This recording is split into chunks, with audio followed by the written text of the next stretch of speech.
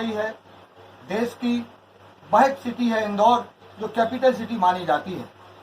यह city capital city के साथ साथ समाज के लिए वह दिशा देने वाली सिटी है, शहर है जो गोला पूरब संगठन खड़ा होने के पूर्व भी इंदौर में गोला पूरब समाज का संगठन खड़ा था और वहां के नवयुवक उस समय अपना एक आदर्श प्रस्तुत किए थे, मेरे को याद है।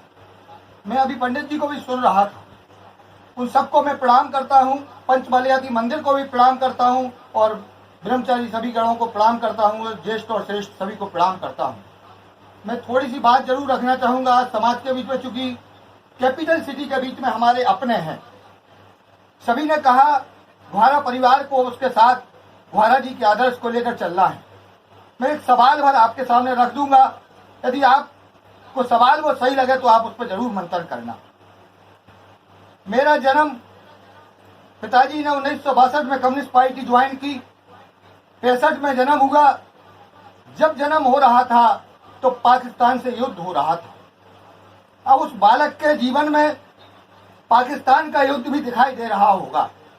इसके बाद मैंने जब होश संभाला तो नसबंदी का एक आंदोलन चल रहा था 75 में।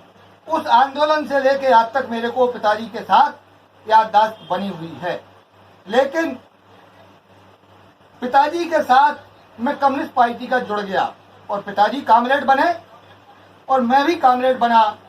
वहां पिता पुत्र का नाता साथी के रूप में हो गया और कामरेड बन गए और दोनों किसी भी जलूस में हुए इंकलाब जिंदाबाद, दुनिया के मजदूरों एक हो, जीना है तो लड़ना सीखो, सही बात को कहना सीखो, जो जहाजों को डुबो दे उसे तूफान कहते हैं और जो तूफानों से टक्कर ले उसे इंसान कहते हैं। कभी कभी नारा लगता था, उठो साथियों अब परीक्षा होना है, कौन निकलता सोना है और कौन निकलता पीतल है। इन नारों के बीच में क्योंकि मेरे पिताजी का मैं कामरेड साथी हो गया और चलते चलते एक दौर आया कि 2003 तक मैं उनके साथ कामरेड बना रहा और वह भी कामरेड के रास्ते पर चले। लेकिन देश की समय काल परिस्थिति के अनुसार, समाज की निर्णय की व्यवस्था के अनुसार, जिस तरीके से समाज ने 2-3-4 मंदिर, निश्चय न्याय का मंदिर, व्यवहार न्याय का मंदिर और शास्त्र पूजन का मंदिर बनाया, इसी तरीके से मेरे पिता भी कम्युनिस्ट होते हुए भी उनको मार्ग परिवर्तित करना पड़ा और कांग्रेस में चले गए। मैं उनके साथ कांग्रेस में भी चला गया। इसके बाद भी समाज कह रही थी बार बार, नहीं घुआरा जी अभी आपको और कुछ करना है और कुछ निर्णय लेना है, क्षेत्र के विकास अधूरे हैं, सत्ता के साथ जाना पड़ेगा। पिताजी ने वो भी स्वीकार किया और पिताजी के आदेश के अनुसार, गुरु के आदेश के अनुसार मैंने अपना रास्ता कांग्रेस में जिंदा रखा, क्योंकि राजनीतिक परिवार है मेरा। और पिताजी बीजेपी में गए, सहयोग से वहां जीते, मंत्री बने, द्रोणगिर से लेके तमाम क्षेत्रीय जन समस्याओं को हल कराया और उनके सपने पूर्ण हुए। वहां मेरे को आत्मसंतुष्टि हुई। लेकिन जिस पुत्र के अंदर कम्युनिस्ट का खून पैदा हो जाए, जिसके अंदर इंकलाब जिंदाबाद का खून पैदा हो जाए, जिस पुत्र के अंदर सही बात को कहना सीखो, सही बात पर लड़ना सीखो, वह पुत्र आज सामाजिक परिवेश में कहां तक स्वीकार होगा, किस रास्ते को स्वीकार करेगी ये समाज, ये मैं चिंतनीय विषय में खड़ा हूं। क्योंकि जब सही बात कहना है तो आज की परिस्थिति में दूर रख दिया जाएगा, उसका पहलू नजरअंदाज कर दिया जाएगा, क्योंकि आज की समाज की व्यवस्था अपने काम के तरीकों को बदल चुकी है। मेरे पिताजी ने हमेशा रिश्वतखोर के खिलाफ संघर्ष किया, रिश्वत पकड़वाने के लिए संघर्ष किया। लेकिन आज की समाज की व्यवस्था सुविधा शुल्क के आधार पर चलने की आदत हो गई है। क्या समाज को सुविधा शुल्क के आधार पर मैं चलाने को तैयार हो जाऊंगा? मैं नहीं हो सकता। मैं तो सही बात करने के लिए पवन घुआरा, उनने मेरे पिताजी ने जो आदर्श दिया है, प्रयास करूंगा कि कहता रहूंगा। अब पंडित जी से अनुरोध करना चाहूंगा कि यदि सही बात जहां तक स्वीकार होगी वहां तक मैं साथ में चलूंगा। और यदि समाज की सुविधा शुल्क की रास्ता चालू हो जाएगी, अन्य व्यवस्थाएं चालू हो जाएंगी, तो पवन घुआरा पिता के पत्रों पर तो चलेगा, लेकिन आप उसको स्वीकार कर रहे कि नहीं कर रहे, ये मेरे को पता नहीं है पंडित जी। इसलिए मैं आपसे विनम्र निवेदन करना चाहता हूं कि जो फैमिली कम्युनिस्ट पार्टी में फैमिली जिंदा हुई हो, कम्युनिस्ट खून हो, उसको चलना वर्तमान परिस्थिति में बहुत विकराल है। लेकिन फिर भी मैं आपको वचन देता हूं कि मैं कम्युनिस्ट पार्टी के सिद्धांत को भी ध्यान रखूंगा, पिता ने जो पश्चिम चले हैं उसको भी ध्यान रखूंगा, और आप सबकी मान मर्यादा के साथ जितना भी बनेगा मैं अपने ओर से प्रयास करता रहूंगा। क्योंकि मेरी आयु भी 55 साल की हो गई है, पिताजी मेरे छोड़ के चले गए हैं, मेरे फादर इन लॉ आदरणीय उत्तम चंद जी डोंगरगांव भी मेरे साथ मेरा छोड़ के चले गए हैं। अब आप सभी मालिक हैं, आप ही सब मेरे पिता हैं और आप ही सब मेरे जिम्मेवार हैं।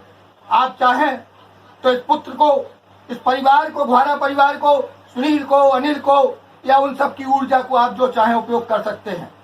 लेकिन बस अंतर इतना है कि मेरा खून जियो और जीने दो, सही बात को कहने पर चूकना नहीं पवन घुआरा, मेरे पुत्र का ये सिद्धांत था, मैं उस बात पर अडिग रहूंगा पंडित जी।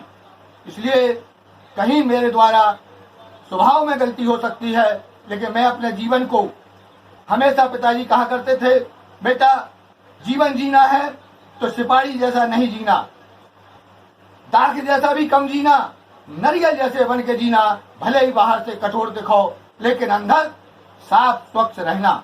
और मैंने प्रयास किया है 55 साल की आयु में कि मेरे पिताजी 2 बार विधायक रहे, मंत्री रहे, लेकिन मेरे ऊपर उंगली नहीं उठा पाया क्षेत्र की समाज, जैन समाज, सकल अदर समाज कि पवन घुआरा ने किसी की चाय पी ली हो। ये आज मेरे को गर्व है अपने पिताजी के प्रति श्रद्धांजलि शब्द देने में कि कोई भी ये कह नहीं सकता है दुनिया में तो उनके पुत्र ने कभी किसी से 1 रुपया भी ले लिया हो, क्योंकि आज का युग पैसे आधारित योग हो गया है। और आज की जहां तक की श्रद्धांजलि सभा इंदौर में आयोजित की गई, यहाँ के लोग से मैं कहना चाहूंगा कि मेरे पिताजी का सोच था कि गोलापुरा समाज को एकत्र करना, एकत्र बांधने का रास्ता निकालना। उस रास्ते को निकालते हुए कल से मैं सुबह से पंडित जी से भी निवेदन कर रहा था, राजेश जी से भी निवेदन कर रहा था और कह रहा था कि अपनी समाज का मेरे पिता कपूचन घुआरा हो सकते हैं, लेकिन पूरी संपूर्ण समाज में उनका सोच था कि समाज को बांध के रखना।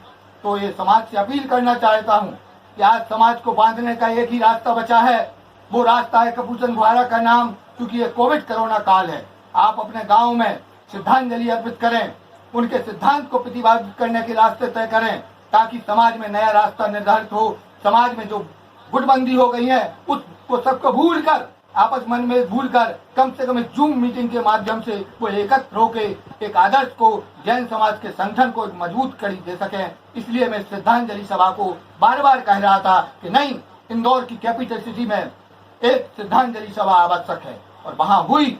मेरे को पता है कि यहाँ के लोग कभी चुनाव भी लड़ जाते हैं, कभी गुटों में ही बच जाते हैं, लेकिन मेरे को खुशी हुई जब आज श्रद्धांजलि सभा हुई तो इंदौर की समाज, गोलापुरम समाज एक अनार के दाने के समान के रूप में एकत्र दिखाई दी। और दाने भले ही अलग अलग हों, लेकिन सारे के सारे दाने स्वाद के रूप में समाज को दिखाई दे रहे हैं। मैं सभी को प्रणाम करना चाहूंगा पंडित जी आपके माध्यम से, मलैया जी, ब्रह्मचारी भैया आपके माध्यम से प्रणाम करना चाहूंगा। बस मैं इतना ही चाहूंगा कि यह समाज का जो पिताजी का एक संदेश है कि समाज को बांध के रखना, गोलापुरम समाज को जोड़ के रखना, उस गोलापुरम समाज के केंद्र बिंदु को कहीं खत्म ना हो जाए, उस जोड़ने के उद्देश्य से इंदौर की आम सभा के माध्यम से मैं गांव की आम जनता जैन समाज से निवेदन करना चाहता हूं कि आप श्रद्धांजलि सभा करिए। आपके आसपास के लोग भी खत्म हुए हैं, उनके नाम को भी जोड़कर करिए, लेकिन जूम मीटिंग के माध्यम से जो युवा मोबाइल चलाते हैं वो जूम मीटिंग को अपने गांव में आयोजित करें